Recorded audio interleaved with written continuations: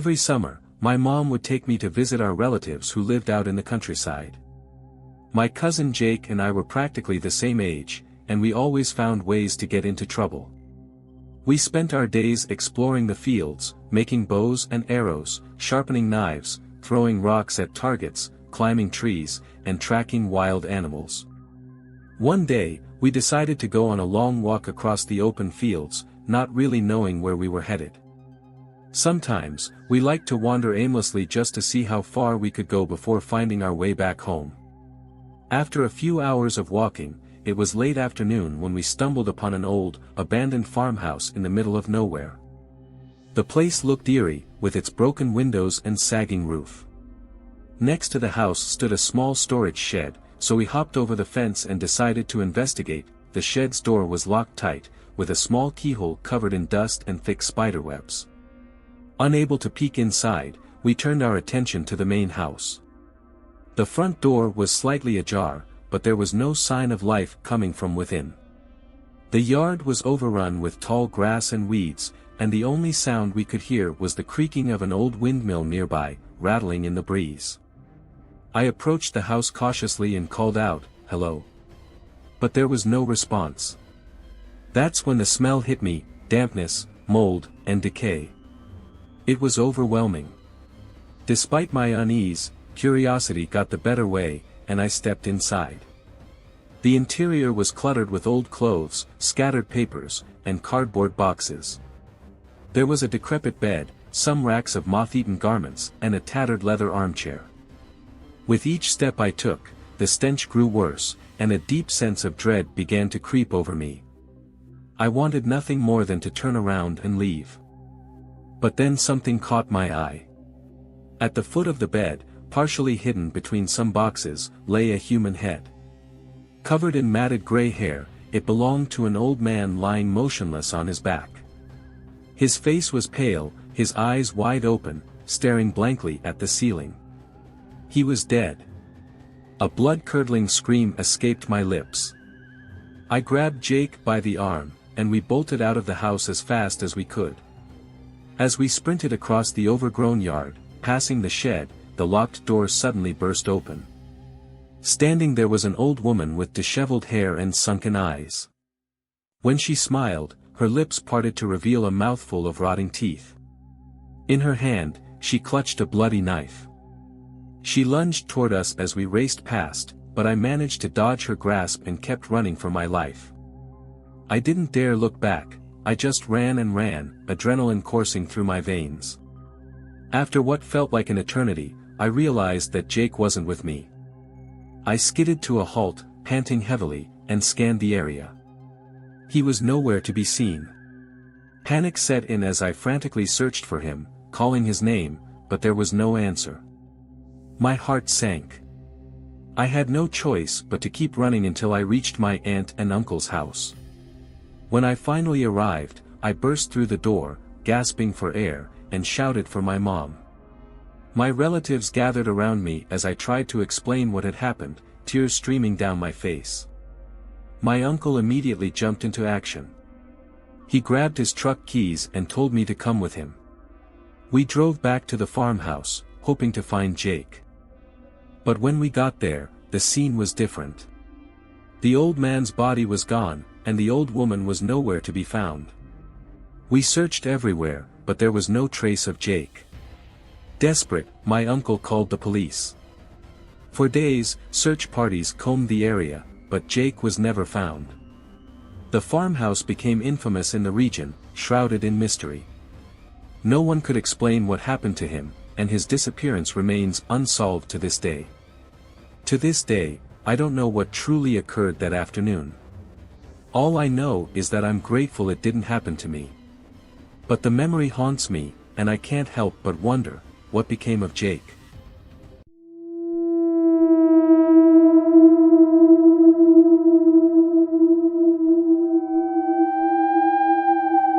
It was a bright summer day when a group of teenagers decided to spend their weekend at the seaside. The air buzzed with excitement as they packed snacks, towels, and a camera for memories. After arriving at the coast, they discovered a picturesque cliff that overlooked the sparkling blue water below. It seemed like the perfect spot for a picnic. They spread out their blankets, unpacked their food, and enjoyed the breathtaking view of the ocean stretching endlessly before them. Laughter filled the air as they joked around, soaking in the warmth of the sun. Once they had finished eating, some of them suggested going for a swim. The idea quickly gained traction, and soon everyone was eager to dive into the refreshing waves. One by one, they took turns jumping off the edge of the cliff, plunging into the sea below with loud splashes. Each jump was met with cheers and applause from those still on the cliff. One girl, Mia, brought her camera along, determined to capture every moment of their adventure. She snapped photos of her friends mid-air, freezing their fearless leaps in time. Then it was Jake's turn. He climbed up to the highest point of the cliff, grinned back at his friends, and leaped into the air. His body sliced through the surface of the water with a thunderous splash. Everyone clapped and hooted, waiting for him to resurface and swim back toward the shore. But seconds turned into minutes, and Jake didn't come up. At first, they thought he might be playing a prank, holding his breath underwater just to scare them. But as time dragged on, panic began to set in. They called out his name, peering over the edge of the cliff, scanning the water for any sign of movement. Nothing. The once clear water now looked eerily calm, as if hiding a dark secret beneath its surface. Trembling and tearful, the group called the authorities. A team of rescue divers arrived shortly after and scoured the area. Hours later, they finally pulled Jake's lifeless body from the depths. He had drowned, though no one could explain how or why. The tragedy cast a shadow over their trip, and the group returned home somber and heartbroken. A week passed, and the weight of grief hung heavily over Jake's friends. They attended his funeral, struggling to make sense of what had happened. Life felt surreal without him, and guilt gnawed at them for not being able to save him that day. In an attempt to cope, Mia decided to look through the photos she had taken during their ill-fated outing. She hoped revisiting those moments would help her process everything. Sitting together in her room, the group flipped through the images on her camera screen. At first, the pictures were light-hearted, smiling faces, playful poses, and stunning views of the coastline. But then they came across that photo. It was the last image Mia had captured, Jake mid-jump, arms outstretched, suspended in the air above the water. For a brief moment, they stared at it silently, remembering their friend. Then someone gasped. What is that?" one of them whispered, pointing at the screen. Mia zoomed in closer, her hands trembling. In the photo, just beneath the surface of the water where Jake was about to land, something horrifying was visible. Dozens, no, hundreds, of pale, ghostly hands reached upward, grasping at him. Their fingers were long and bony, their skin translucent and deathly white. Some of the hands already clutched Jake's legs and torso, pulling him downward with unnatural force. The group froze, unable to tear their eyes away from the chilling image. None of them had seen anything unusual that day, the water had appeared perfectly normal. Yet here it was, undeniable proof of something sinister lurking beneath the waves. Why didn't we see this? Mia choked out, tears streaming down her face. We could have stopped him. No one had an answer. The photograph became a grim reminder of the unseen dangers that lay hidden in the world, and perhaps beyond it. From that day forward, none of them ever went near the sea again. Rumors spread among the townsfolk about the cursed waters near the cliff. Locals claimed that centuries ago, a shipwreck had occurred there, drowning countless passengers whose spirits remained trapped in the depths. Others believed the sea itself was alive, hungry for unsuspecting victims who dared disturb its peace. To this day, people say that if you stand on that cliff and peer into the water, you can sometimes see faint shapes moving beneath the surface, hands reaching upward, waiting to claim their next victim. And as for Mia and her friends, they never spoke of the incident again. But late at night, when the wind carried the sound of crashing waves, they couldn't help but wonder, was Jake truly gone, or had he become part of the sea's eternal hunger?